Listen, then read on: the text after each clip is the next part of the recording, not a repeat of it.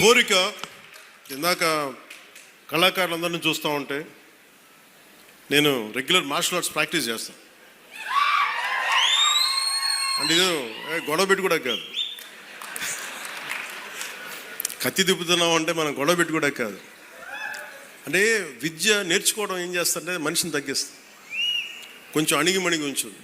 అంటే ఏమీ లేని ఇస్తురాకు ఎగిరెగిరి పడద్దు, అన్నీ ఉన్న ఇస్తురాకు కూర్చుంది. సో ఇదేంటంటే లెర్నింగ్.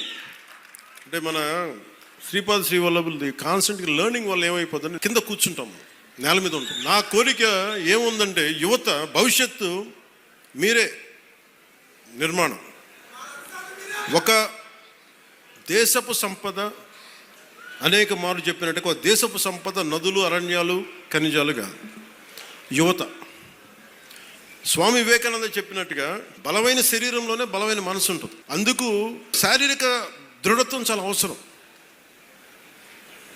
మీరు చూసారు గల్వాన్లో మన చైనాను ఇండియా బార్డర్లో ఫిజికల్గా తుపాకులు కొట్టుకోకూడదు కాబట్టి చేతులతో కొట్టుకున్నారు. అంటే శారీరక బలం చాలా అవసరం, దృఢత్వం. అంటే మనం ఎప్పుడైతే శారీరకంగా మానసికంగా బలంగా ఉంటామో ఇక్కడికి వచ్చి వేరు చేసే వ్యక్తుల్ని మనం దూరంగా పెట్టగలం. మన చూపు చూస్తే వెళ్ళిపోతారు ఎవరైనా సరే. అందుకని నా వ్యక్తిగతంగా నాకు యుద్ధ కళల మీద అమితమైన ఇష్టం. నేను ఒక్కడే నేర్చుకుంటే సరిపోతుంది. నేను పిఠాపురాన్ని ఇండియాలోనే అత్యున్నత ఉన్నతమైన మార్షల్ ఆర్ట్స్ అకాడమీ, యుద్ధ కళల ఒక అకాడమీని నేను పెట్టాలని నేను నిర్ణయం తీసుకున్నాను. కాదు ఇప్పుడు ప్రారంభించే దానికి మొత్తం ప్లానింగ్ అంతా. ఎందుకంటే మీకు ఇంటిగ్రేటెడ్ మార్షల్ ఆర్ట్స్ ఉండాలి, దాంతోపాటు ఫైన్ ఆర్ట్స్.